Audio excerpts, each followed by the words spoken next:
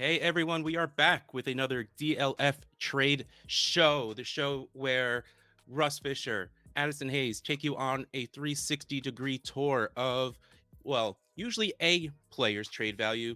We're sort of grouping things together a little bit because the season is starting. Technically, the day where you're listening to this, it's NFL season, baby. And what more describes leading up to the NFL season than running backs injuring themselves and missing the season? It every year there's always a few, and this year is no exception. This year, I'm sure you already have the people in mind: J.K. Dobbins and Travis Etienne, both extremely sad that they are missing this season because they're both insanely talented, pretty much in very good situations. We've talked about Dobbins a whole lot about the lack of passing work, and then Etienne maybe had a lack of running work because James Robinson is still very good, but again, that doesn't matter. These guys were both highly drafted in rookie drafts or startups. So we are going to take you on a bit of a tour around what you can expect trade value wise for these two players. So we're just Right going to now. jump right into it because we got a lot going on.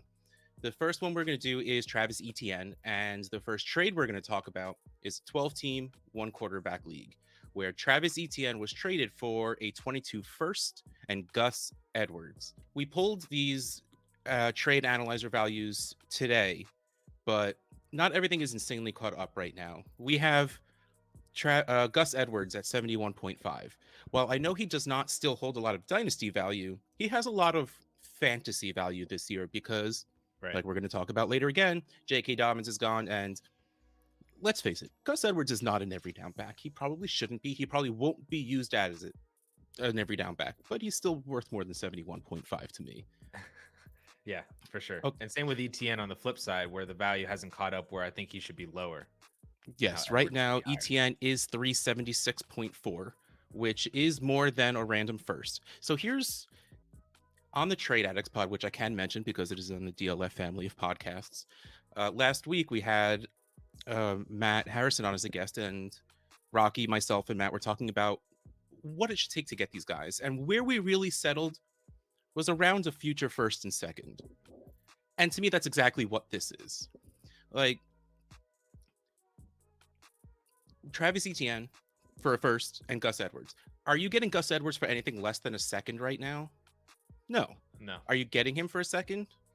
I kind of don't know if I would pay more. I did. There you go. Like, so to me, this trade is exactly what I would be looking for if I'm trading Travis Etienne away. I feel like you got to be a little lucky to still get this. I got to be honest. Like, this is the very heavy quotes what you should get. That most likely doesn't mean that's what you're going to get, but I feel great about this. I'm going to be honest. I don't know how I feel about ETN versus a random 2022 first. And specifically as well, a one quarterback first in a class in 2022 that we're not all that excited for, already. And even through the first week of college football, like Sam Howell threw like 3 picks and then Spencer Rattler wasn't doing anything. I know they're not really that significant in one quarterbacks compared to Superflex, but like with how bad the class is, good quarterback prospects could sneak into the first round, like we saw with Trevor Lawrence this year and potentially Justin Fields or Trey Lance in some one quarterback rookie drafts this year too. So, we have them. You have a solid set of running backs, I think, next year, but unless you're getting a top 3 or 4 pick, you're not really in the market for those guys to really hit the reset button on Travis Etienne, right? So that's why I think it's weird to me because I don't know if I would trade Travis Etienne for future first. And I get that it's a future first and Gus Edwards, so you can recoup a little bit of the production that you lost from Etienne for this year with Gus Edwards. But I don't know. Maybe I'm just higher on Travis Etienne, or maybe, I still see the upside in the offense, even though I've had questions about Urban Meyer and Etienne's complete usage. But he was a fantastic running back coming out of college. And I think hitting the reset button on that, while it makes sense, I think is a little bit harder to do in one quarterback specifically. Because like I said, there's only like 3 or 4 running backs. And if you don't have a top 5 pick, you're not getting one of those running backs. Unless we see some surprise, running back coming out. But I don't really know if anybody's expecting Yeah, I don't know. So yeah, so I don't know. I feel like I would probably just keep ETN in this case, but I definitely understand going for the first and Gus Edwards to try to hit the reset button while still having the production for 2021. See, I would love this if I'm a competing team because I'm getting Gus Edwards, who I could throw in my running back slot this year, and I'm getting a first, which, let's be honest, I'm not holding that. I'm moving that to get someone else, or find another competing team and move both of these pieces for another running back I can throw in there. That makes sense. I like That's that. kind of where I am with that. Just like that's why I like the value. I think it works perfectly. If you're rebuilding, then this is a little silly, unless again you want to do the extra work of then switching Gus Edwards around, which apparently you can definitely get a second if you offer him to Addison. Yes.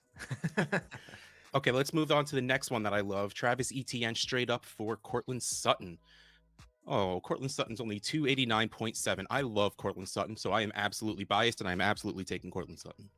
I'm Team Cortland Sutton as well here. I'll take the wide receiver, who, funny enough, it's a player that we were in this situation with last year. Yep. On where should we buy Cortland Sutton off of his ACL injury, and so I'm just going to take team wide receiver here, and take the 25-year-old who I think has much more insulated value and similar production for 2021, and then I still feel like next year you could probably flip Sutton for ETN next summer. I guess probably. I mean, I probably doubt that just because if he's coming back and the second we see a video of him on a treadmill, his price probably goes back up to its original price. That's true. I mean, heaven forbid we get a shirt, a video of him with no shirt and like short shorts with his thighs busting out. Like, he's going to be worth 3 first at that point. What? Quad Twitter is a real thing, man. I guess so. I don't know if ETN's like that though. He's not, but he might retrain himself a little too hard when he's recovering. You never know. Sure. So we're both on Sutton. This is absolutely perfect. This is a perfect kind of area where you wanted the points, so you're moving out of a player that's not going to give it to you to a player that will give you probably comparable points. And plus, Sutton's only 25, and I've been a Sutton fan from the beginning, so I firmly believe that he has top 12 wide receiver upside. I wish Drew Lock was the quarterback, but besides the point. So this to me is a perfect swap. Let's move on to. I think that sorry, just real quick. I think that what the nice thing about Cortland Sutton is that when you're moving ETN from Sutton, you're not moving ETN for a player that's going to like significantly lose value, like a wide receiver like that. Yeah. Like I feel like there are some wide receivers in the Cortland Sutton range that could significantly drop in value from this time till this time next year. Sutton's not going to do that, but I also, while saying that, he's not really going to like rise in dramatic value, like DJ Moore or Terry McLaurin or something like that from where they have like a monstrous rise. So I think he's a stable wide receiver, and that's why I like ETN to Cortland Sutton, and that's why I still do believe that you could probably just move Cortland Sutton for ETN or at least a comparable running back next year while getting the production in 2021. If I wasn't super lazy, I'd write that down and try and see what it's like after the season, but I am not going to remember. Just put it out there. 12-team Superflex trade. This is Travis Etienne straight up for Damian Harris, where in Superflex, we got 282.1 for Travis Etienne and 101.8 for Damian Harris. Now, here's my thing. Why are we so... Besides Cam Newton being gone and him vulturing some touchdowns, why else are we, like, all nuts about Damian Harris right now? 240 carries, probably. The Patriots? I don't know. That's what I'm just trying to come up with. That I guess it's the workhorse ability for first and second down role, right? Like we know James White's going to have like 80 targets, so Damian Harris doesn't have that role. It's really just does he hold off from Ramondre Stevenson enough to the point where he has 230 plus carries, which would make him kind of what Sony Michel was like 2 years ago. Yeah, well, I mean, that was just for a stretch at the end, though. That wasn't he didn't consistently have that the entire season. That's the thing. I don't think Bill Belichick will ever give a workhorse load to a running back. But again, that's just think that he's my argument. He's the type of player that you want on your fantasy teams anyway. Yeah, that's what I'm saying. I have no real interest in Damian Harris short of like my RB4. Yeah, and that's not really what I want to trade Travis Etienne for right now. So I'm with the calculator on this one where, man, I want at least another Damian Harris value on top of Damian Harris. Mhm. It's like the Damian Harris scale. Give me 2 to 3 Damian Harrises for Travis Etienne. Yeah, it's basically like we're missing the first from the Gus Edwards Beautiful. Yes. And honestly, trade I up think Gus there. Edwards probably has very similar, if not better, production, and you can get him cheaper at this point. 100%. Okay. Well, that's our ETN trades. Okay, that went on fast. Let's just skip right over to J.K. Dobbins land. And here we have a 12-team one quarterback where I have already said I don't agree with this one. J.K. Dobbins for a 22 first. If you can somehow look into your magical crystal ball and tell me that this is the 101 in a one quarterback league, still not super sure I do that. I mean, probably yes, just because of what I could trade the 101 for later on. Yeah. But we know J.K. Dobbins is good. We know the Ravens like to run the ball. I know the lack of passing work does hold him back from really being that top 3-4 RB, even if he gets that full workload. And if he gets those Mark Ingram touchdowns, which I guess I can't cross my fingers. It's not happening this season for sure. You should get more than a first for J.K. Dobbins. That's my line in the sand. You should absolutely get more. Are you going to 2 firsts? You won't get it. But again, I'm sticking with that first and the second, and I don't want it just in picks. I want like that first trade where I want a future first and I want either James a player Robinson. I think will get me points now if I need the points, or will go up in value, or at least give me something with upside to it. Would you add Raheem Mostert? Would you take Raheem Mostert in the first for Dobbins? Like, how low are we going on That's a little I too need low points? for me. That's a little too low, just because Shanahanigans runs in the family, so we never know what that backfield is actually going to look like, especially with the high capital spent on Trey Sermon. Man, I'm trying to think of like a level of player, and I can't really come with off the top of my head, and I don't want to sit here stalling. So I feel like you're in the like for running backs. If you want to replace J.K. Dobbins with production for running backs, we're in the Gus Edwards, Damian Harris. James Robinson might be a little too high out of that, but he's kind of the higher end of that. yeah, Players that the Dynasty community sees as solid 1-year options yeah. with maybe some later potential down the road, I guess. But that's kind of where you're at in the running back position, at least right in there. Like, I don't know if Chris Carson in a second kind of equals out similar-ish, because Carson's a little higher. Yeah.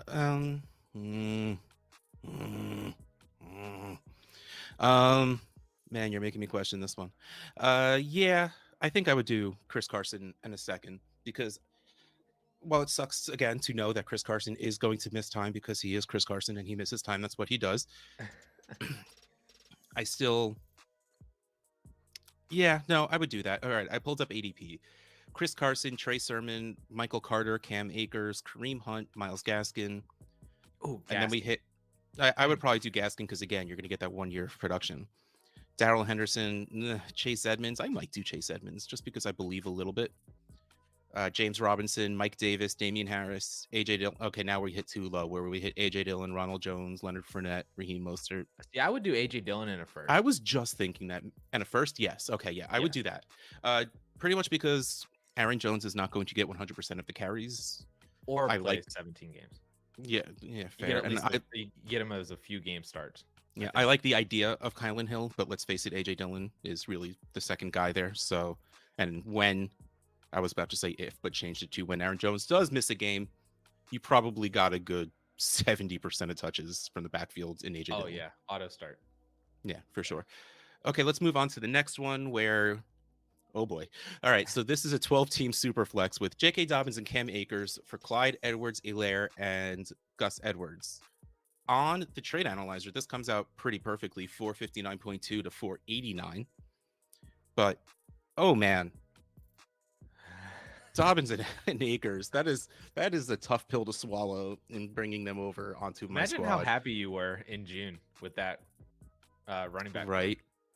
I'm like, Cam Akers has definitely fallen. He's at 121.6. Like, we've had mocks, we've had tons of trades at this point to bring Cam Akers down to his current correct-ish value on the analyzer. We haven't hit there with Dobbins yet, which also leads to show why this being equal isn't really that great of an idea. Ah, Because, but I mean, honestly, if I'm sending away Dobbins and Akers, maybe I want more than Gus Edwards, but I'm fine taking on CEH.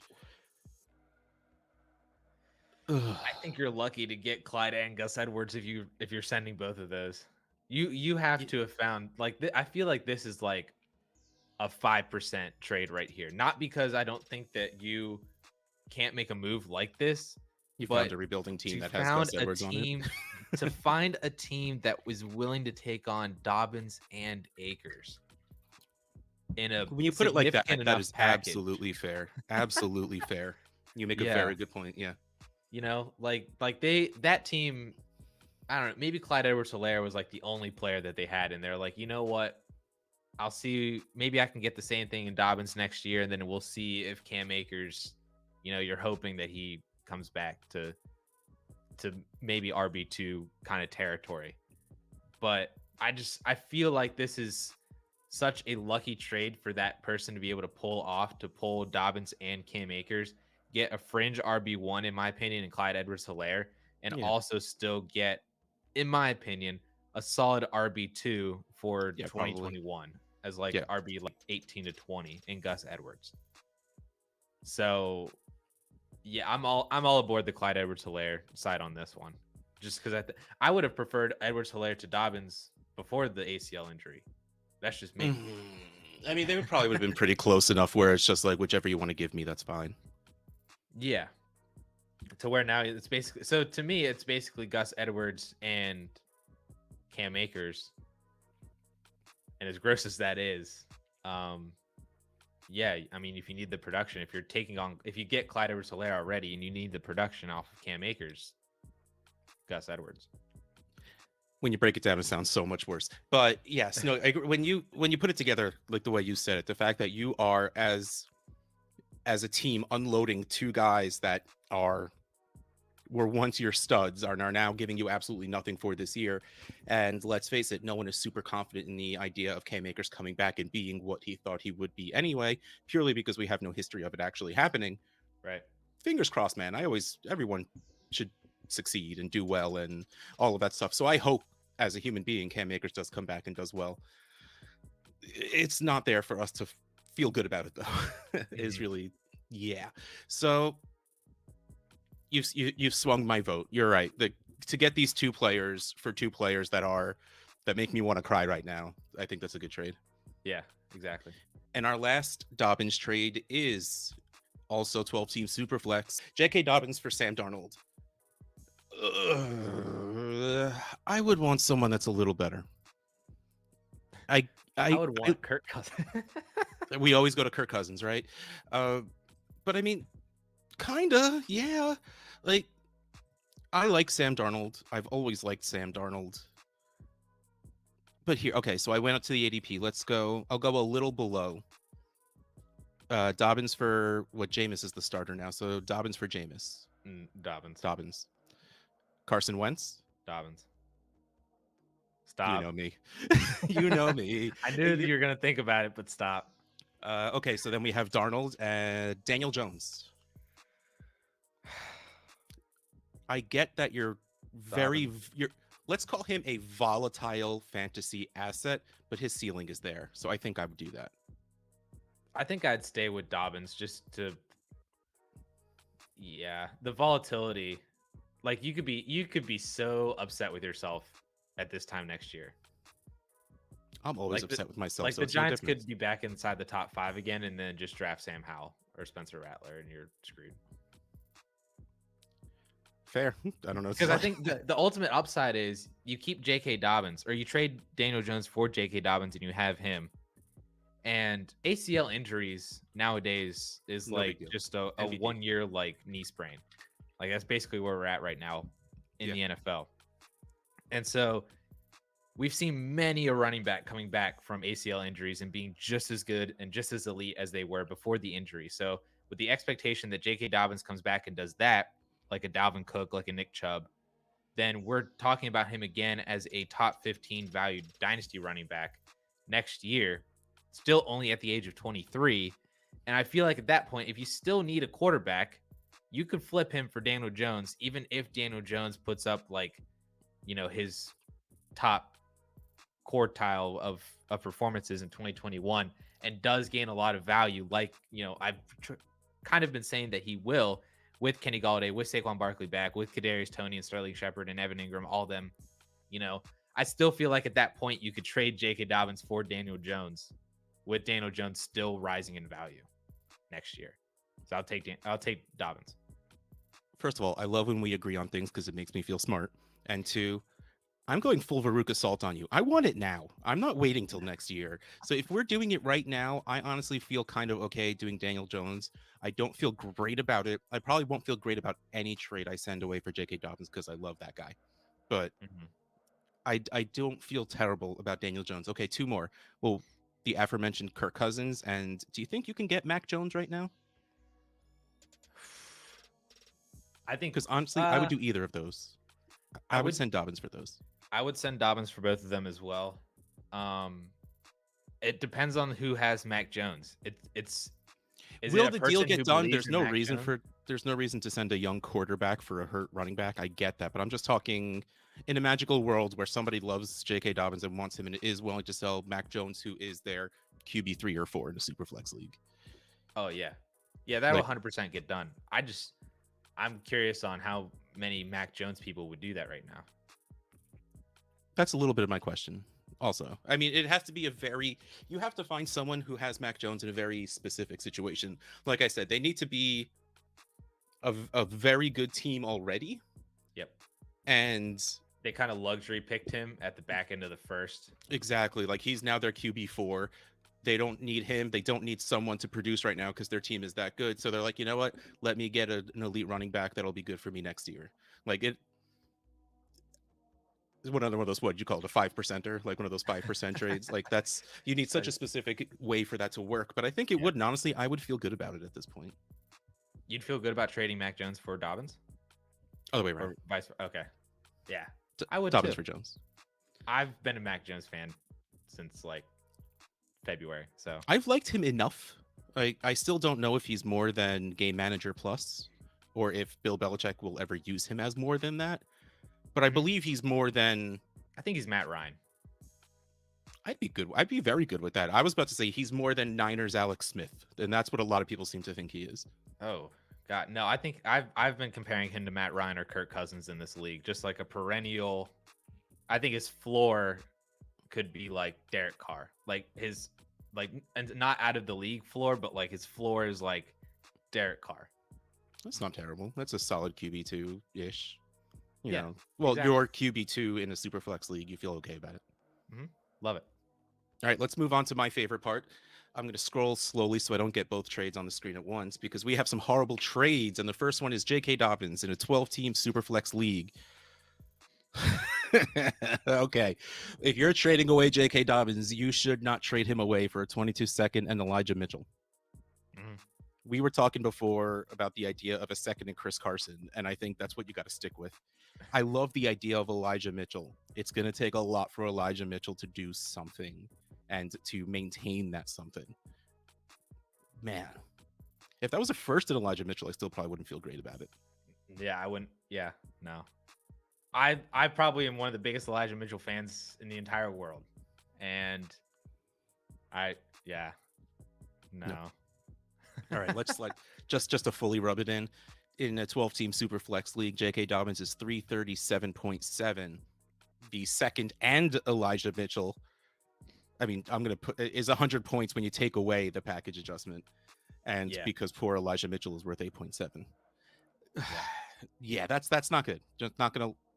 What? Sorry, I scrolled down too fast. We now need to move on because this isn't a Superflex. 12-team Superflex with a 0.5 tight end premium. So it's PPR, tight ends get 1.5. Travis Etienne and Jimmy Garoppolo for Kyle Pitts? What? What? Okay, so according to recent DLF data that blows my mind, Kyle Pitts is the tight ends one. What? They were tweeting out... In what? I don't know, but they were tweeting out graphics that had Kyle Pitts as the tight end one. Yo, our new Twitter account's fire now. I need to go find this. It was yesterday, I believe. He is the Dynasty tight end 1 according to what? Oh, I don't know. I saw it According was to from the September ADP? maybe. Oh, September ADP top 5. You found Kyle Pitts, tight end 1. And then it goes Kelsey, Darren Waller, Kittle, and Hawkinson. See, to me, Wow. I like I go 2, 3, 4, 1, 5, and I only put Pitts ahead of Hawkinson because I understand reality, and it's not really what I think, because I think Hawkinson should go ahead of him, but clearly he doesn't. Wow. I'm surprised by that because usually at this time of the year when there are startup drafts being done, basically once We care August about hits, points. more people start prioritizing the veterans because you care about points. Mhm. And I'm super surprised that Kyle Pitts has supplanted Travis Kelce and Darren Waller, honestly, at this point, Mhm. with the season being now for Dynasty tight end 1. Like, this is something I would have expected to happen in January.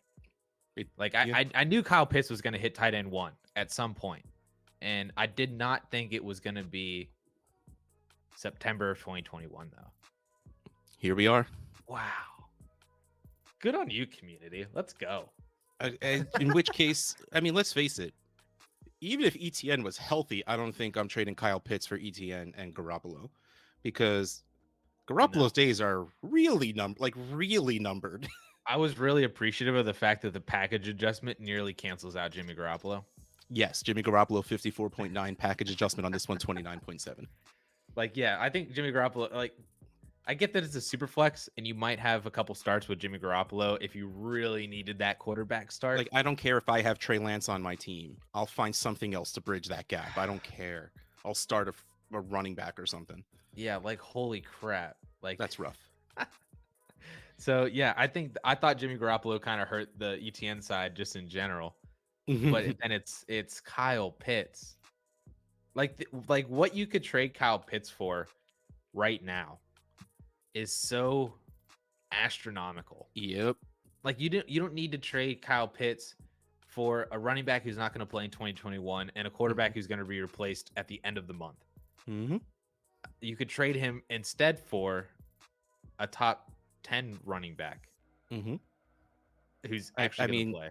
In a 1.5 tight end premium in a startup, Pitts isn't making at around 3, 2 if you're lucky.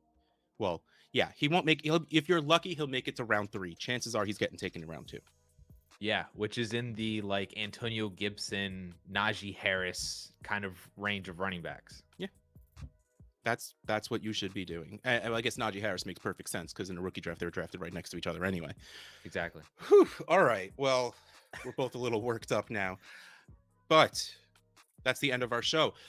Hit us up in our comments. Let us know if you made any trades with ETN or with Dobbins.